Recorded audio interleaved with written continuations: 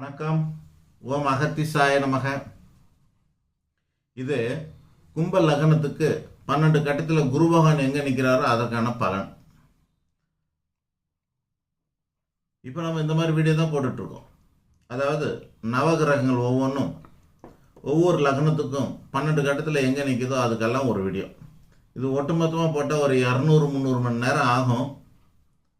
அதனால் அது அவ்வளோ பெரிய வீடியோ போடக்கூடாதுங்கிறதுனாலையும், ரெண்டாவது நமக்கு அவ்வளோ வீடியோவும் உங்கள் ஒரே ஆளுக்கு பயன்படாதுங்கிறதுனாலையும் தனித்தனியாக ஒரு லக்னத்துக்கும் தனித்தனியாக நம்ம வீடியோ போடுறோம். கும்ப லக்னத்துக்கு குரு பகவான் நின்ற பலன்.